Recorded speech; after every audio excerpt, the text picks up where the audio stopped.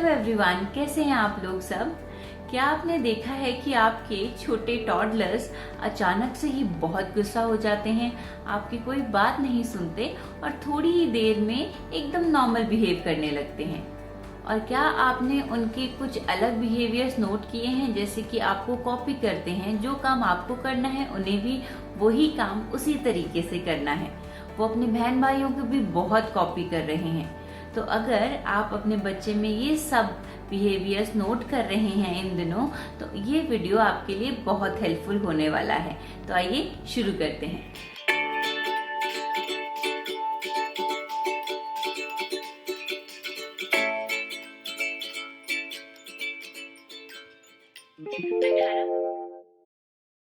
आइए बात करते हैं उनके मूड स्विंग्स की। अचानक से ही बच्चे बहुत गुस्सा हो जाते हैं, बहुत सारी क्राइंग, टैंट्रम्स और थोड़ी ही देर में नॉर्मल बिहेव करने लगते हैं। तो क्या वो चीज है जिसकी वजह से ये सब चेंजेस हो रहे हैं? 18 मंथ से लेके 3 इयर्स के बच्चे अपने आप को आइडेंटिफाई कर रहे होते हैं कि वो कौन है, और इस जर्नी में अचानक से ही उनकी एक नई चीज डेवलप हुई है, वो है फीलिंग्स। उन्हें फीलिंग्स के बारे में कुछ नहीं पता, और जिस तरीके से हम फील करते हैं और हम अपनी फीलिंग्स को एक्सप्रेस करते हैं, ये सब भी उन्हें नहीं आता। तो जैसा उनकी बॉडी में उस मूवमेंट पे फील हो रहा होता है, वो उसी इंटेंसिटी के साथ अपने आप को एक्सप्रेस कर देते हैं। जैसे अगर उन्हें कोई चीज चाहिए और वो उन्हें नहीं मिल रही, तो एज अ मैच्योर एडल्ट वो उस चीज को नहीं समझते, और अगर उन्हें गुस्सा आता है तो वो बहुत ज्यादा चिल्लाते हैं उस टाइम। तो उन्हें अपनी फीलिंग्स को कंट्रोल करना नहीं आता है। और आज के इस वीडियो में हम लोग कुछ चीजें डिस्कस करेंगे कि उनकी फीलिंग्स को एक्सप्रेस करना हम उन्हें कैसे सिखा सकते हैं। तो आइए शुरू करते हैं। In today's world it's very important कि हम अपने बच्चों को इमोशनली स्ट्रांग बनाएं। और ये बहुत इंटरेस्टिंग चीज है कि हम 18 महीने से लेके 3 साल के बच्चों को इमोशनली स्ट्रांग रहना सिखा सकते हैं। और वो आप कैसे करें? सबसे पहले teach them the language of emotions, language of feelings. Feelings होती क्या है, कैसा होता है खुश रहना, कैसा होता है दुखी रहना। आपको उनको ये टर्म सिखानी है। और अगर आपको और इन्फॉर्मेशन चाहिए इस चीज के ऊपर, तो आप हमारी activities of emotional intelligence video को देख सकते हैं। इसमें सबसे पहले आप बच्चे के सामने अगर वो खुश होता है तो आप उसे बोलिए yes you are happy. Happy रहना, सैड रहना, acting silly, acting mad, in simple emotions को बच्चे को सिखाने की कोशिश करिए। जब बच्चे अपने इमोशंस को अच्छे से लेबल करना सीख जाएं, तो नेक्स्ट चीज जो हमें सिखानी है कि उन्हें अपनी फीलिंग्स एक्सप्रेस कैसे करनी है। क्योंकि हम कैसा फील करते हैं उस पे हमारा कंट्रोल नहीं है। इमोशनली इंटेलिजेंट वही होते हैं जो अपनी फीलिंग्स को अच्छे से दूसरों के सामने एक्सप्रेस कर सकें। तो अगर आप देखें कि बच्चे बहुत रोते हैं आपके सामने और आपकी कोई बात नहीं सुन रहे, तो आपको उनको इग्नोर करना है और उन्हें ये बोलना है कि जब आप रो के कोई बात बोलते हो तो हमें वो चीज समझ नहीं आ रही। और इसके लिए जब वो आपके साथ अच्छा क्वालिटी टाइम स्पेंड कर रहे हों, तो आप उन्हें समझाएं that you need to tell me everything in a quiet voice. आप चिल्लाओगे, शोर मचाओगे तो मैं आपकी कोई बात समझ नहीं पाऊंगी। तो बहुत जरूरी है कि जब भी आपको बुरा लगे या परेशान हो, तो आप आराम से आके मुझे वो बात बोलें। और आप देखेंगे कि अगर बच्चा जब रो रहा है और आप उस टाइम उसको इग्नोर करते हैं, उसकी तरफ ध्यान नहीं देते, तो वो नेक्स्ट टाइम ये चीज अच्छे से समझ जाएगा कि उसे आके आपके सामने अपनी प्रॉब्लम को बताना है, रोना नहीं है। So this is the way you can teach your child how to express feelings. जब बच्चे बहुत टैंट्रम शो कर रहे होते हैं और आपकी कोई बात नहीं सुनते और बहुत टफ डे जा रहा होता है उनके साथ, तो एट टाइम्स हम लोग बहुत ज्यादा परेशान हो जाते हैं। सो इट्स इम्पॉर्टेंट कि अगर हम बच्चे को फीलिंग्स के बारे में समझा रहे हैं, तो हम सबसे इम्पॉर्टेंट चीज ध्यान रखें कि हम काम डाउन रहें, हम परेशान ना होएं उस time. So it's important that you need to take a break जब आपको लगे कि आप बच्चे को उस टाइम नहीं संभाल पा रहे हैं। तो एंड इसमें बुरा मानने की कोई बात नहीं है कि मैं शायद एक अच्छी पेरेंट नहीं हूँ इसलिए अपने बच्चे को नहीं समझ पा रही। No, this is not the scene. Actually बच्चा अपने डेवलपमेंट फेज में अपनी फीलिंग्स को समझने की कोशिश कर रहा है, जिसमें उसके कुछ दिन अच्छे भी हो सकते हैं और कुछ दिन बुरे भी हो सकते हैं। तो आपको परेशान नहीं होना है। If you feel that the day is not going as per you and you need a break, तो आप पार्क जा सकते हैं, आप शॉपिंग जा सकते हैं, have a quality time with your friends and family, और अपने आप को परेशान ना होने दें। क्योंकि अगर आप परेशान होंगे तो बच्चे को फीलिंग्स के बारे में और उसकी जर्नी को इजी नहीं बना पाएंगे। So try to take out some time for yourself. बच्चे तो अपने आप को आपके सामने एक्सप्रेस कर ही रहे हैं, बट ये जरूरी है कि आप भी अपनी फीलिंग्स बच्चों के सामने एक्सप्रेस करें। जब आपको लगता है कि बहुत परेशान कर रहा है बच्चा आपको, या फिर आपकी कोई चीज अच्छे से मान लेता है, तो आप अपनी फीलिंग्स को एक्सप्रेस करें। से फॉर एग्जाम्पल, अगर बच्चा अपने टॉयज को इधर उधर थ्रो कर रहा है और अगर आप उसको पास बुला के ये बोलते हो कि I don't like this behaviour of yours, और आपको अपने टॉयज अच्छे से रखने चाहिए, और वो उस टाइम आपकी बात समझ के आपके अकॉर्डिंग काम करता है, तो आपको उसको अप्रिशिएट भी करना है।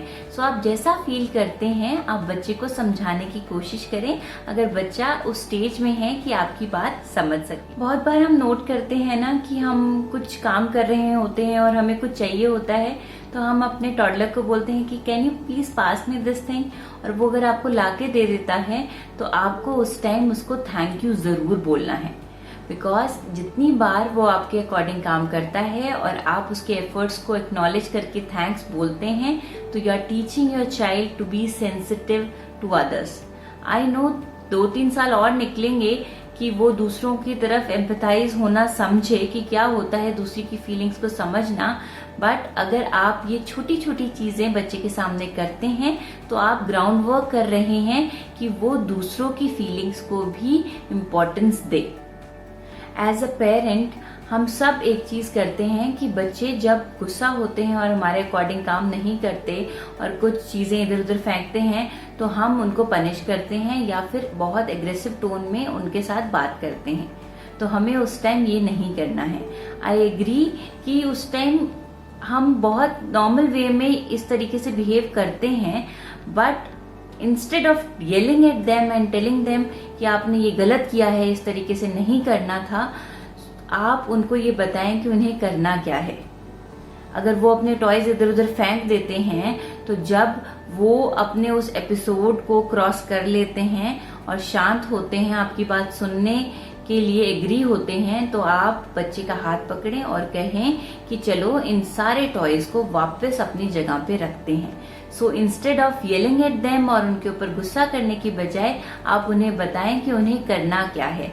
Tell them the appropriate behaviour जो उन्हें उस टाइम करना चाहिए था। एज अ पेरेंट आप एक चीज बहुत अच्छे से ये भी जानें कि बच्चों के बैड डेज को इस तरीके से कंसीडर ना करें कि शायद आप अच्छे पेरेंट नहीं हैं। बच्चों को अभी आपकी फीलिंग्स के बारे में नहीं पता है, उन्हें नहीं समझ आ रहा कि मेरे पेरेंट्स भी मुझसे किसी और तरीके की एक्सपेक्टेशंस रखते हैं।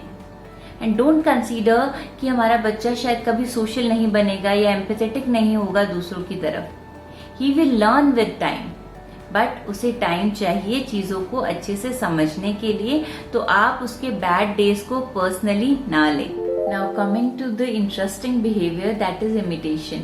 एट टाइम्स हम बच्चों को देखते हैं कि जो चीजें हम कर रहे होते हैं वो हमें कॉपी करते हैं। जिन चीजों के साथ उनके सिबलिंग्स काम कर रहे हैं उन्हें भी वो सारी चीजें चाहिए।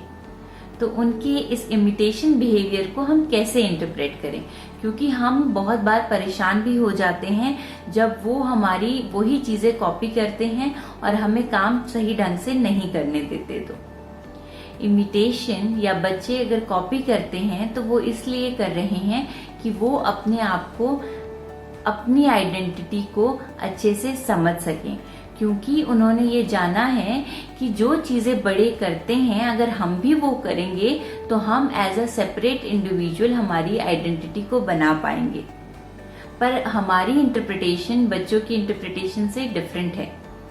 हम बहुत परेशान होते हैं, बहुत गुस्सा भी होते हैं जब वो ये सब एक्टिविटीज या फिर ये सब बिहेवियर्स हमारे सामने करते हैं। तो बट हमें ये जानना है कि बच्चों के लिए हम या फिर उनके सिबलिंग्स या फिर जो भी एक्टिविटी हम कर रहे हैं वो सारे टॉयज फॉर्म में ही हैं। उन्हें ये सब चीजें खिलौने लगती है। उन्हें नहीं समझ आता कि आपके ऊपर कुछ टास्क है जो आपको कंप्लीट करनी है, या फिर उनके ब्रदर एंड सिस्टर को कुछ काम दिया गया है जो उन्हें कंप्लीट करना है। सो हमें उनके इस बिहेवियर को रॉन्गली इंटरप्रेट नहीं करना है। कुछ छोटी छोटी चीजें हमें उन्हें सिखानी जरूरी है जब वो इमिटेशन बिहेवियर आपके सामने कर रहे हो। तो आइए उन्हीं चीजों को डिस्कस करते हैं। जब बच्चे आपको कॉपी करते हैं तो आपकी सभी चीजों को यूज भी करते हैं जो सही नहीं है। आपको बच्चे को ये सिखाना है कि कुछ चीजें सिर्फ उनको बिलोंग करती है और कुछ चीजें दूसरों को। सो दूसरों की चीजों को आपको टच नहीं करना है। You have to teach them their boundaries, because अगर हम सही टाइम पे उन्हें ये नहीं सिखाएंगे तो उनकी ये हैबिट बन जाएगी और वो किसी भी चीज को आपके बिना परमिशन के टच करेंगे जो सही नहीं है। सो अगर वो कॉपी करते हैं आपको तो आपको उन्हें ये बोलना है कि ये चीज आपकी नहीं है, आप उसे नहीं ले सकते। बच्चे बिना परमिशन के दूसरों की चीजें यूज करते हैं तो आपको उन्हें ये बताना है कि ये सही नहीं है, ये आपकी बाउंड्री की चीज नहीं है, this doesn't belong to you. और अगर फिर भी वो आपकी बात नहीं मानते तो आपको उन्हें ये बोलना है कि आप जाके उससे पहले परमिशन लीजिए उसको यूज करने के लिए। और अगर वो फिर भी आपकी बात नहीं समझ रहे तो आपको उनके उस बिहेवियर के लिए उन्हें कॉस्ट चुकाने के लिए बोलना है। और इसको आप कैसे समझा सकते हैं उन्हें? अगर वो अपने टॉयज को इधर उधर फेंकते हैं या फिर अपने शूज को फेंकते हैं, अपनी ड्रेसेस को फेंकते हैं, तो आप उन्हें ये बोल सकते हैं कि आज आपको पार्क टाइम नहीं मिलेगा या फिर आज आपको टीवी टाइम नहीं मिलेगा क्योंकि आपने अपनी चीजों को सही तरीके से नहीं रखा। और ये सब चीजें उन्हें पनिशमेंट फॉर्म नहीं लगनी चाहिए। आपको उन्हें बस ये बताना है कि आपने ये बिहेवियर नहीं किया इसलिए आपको ये चीज नहीं मिल रही। So you have to teach them the cost of the behaviour which they have not done. Imitation को अगर हम डीपली समझें तो वो चाइल्ड साइकोलॉजी के पर्सपेक्टिव से एक बहुत ही इम्पोर्टेंट फेज है। अगर बच्चा आपको कॉपी कर रहा है तो वो अपनी डे टू डे एक्टिविटीज को करना भी सीख रहा है। तो आप उन्हें एडल्ट जॉब्स दें।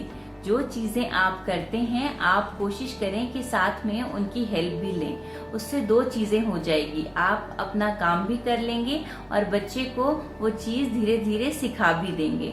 आई नो कि वो बहुत टाइम कंज्यूमिंग प्रोसेस है, बट बच्चे को अगर आप हाउस होल्ड एक्टिविटीज में अपने साथ बिजी रखते हैं तो आप उन्हें बहुत सारी लर्निंग अपॉर्चुनिटीज भी देते हैं। सो आप उन्हें बिजी रखने की कोशिश करिए अपनी जो भी एक्टिविटीज आप कर रहे हैं उन्हीं में। जब बच्चे आपको इमिटेट करते हैं तो एट टाइम्स हमारे लिए बहुत अनोइंग सिचुएशन हो जाती है। जो रिसेंटली मैंने एक्सपीरियंस किया that I was working on my laptop, तो उसको मुझे लगा कि शायद उसे भी उसी तरीके से लैपटॉप पे काम करना है। सो शी आस्क्ड मी कि can I touch your laptop. So हम लोगों ने क्या किया है, उसका एक टॉय लैपटॉप रख रखा है एंड वी टोल्ड हर कि ठीक है आप थोड़ी देर इस पे काम करो और by the time I finish my work. But she was not satisfied. वो बार बार बीच में आके डिस्टर्ब कर रही थी। तो उस टाइम उसकी नीड इमिटेशन की नहीं थी। She was not trying to behave as a adult, she wanted our attention. उसको खेलना था हमारे साथ बट वो अप्रोप्रिएटली उसे बता नहीं पा रही थी। तो हमें बच्चों की इमिटेशन बिहेवियर को हर बार गुस्से की तरीके से नहीं देखना है। At times they are trying to express something else. So आप उनकी नीड को जानने की कोशिश करें अगर वो रिपीटेडली आपको परेशान कर रहे हो तो। और उस टाइम अगर वो बच्चे आपको अच्छे से समझ लेते हो आप उनकी नीड को, तो उन्हें नेक्स्ट टाइम उसको कैसे एक्सप्रेस करना है ये भी सिखाएं। So don't get into argumentative mode. बच्चे को हर बार पनिश और डिसिप्लिन रहना ना सिखाएं, उनकी नीड्स को अच्छे से समझने की कोशिश भी करें। बच्चे इमिटेशन से बहुत चीज़ें सीख रहे हैं, तो एज अ पेरेंट आप उन्हें रोके नहीं, क्योंकि अगर आप उन्हें रोकेंगे तो उन्हें ये लगेगा कि मैं शायद कभी एक रिस्पॉन्सिबल इंडिपेंडेंट इंडिविजुअल नहीं बन सकता। ये है कि आप उन्हें एक सेफ एनवायरनमेंट दें जिसमें वो चीज़ें सीख सकें आपके साथ मिलकर।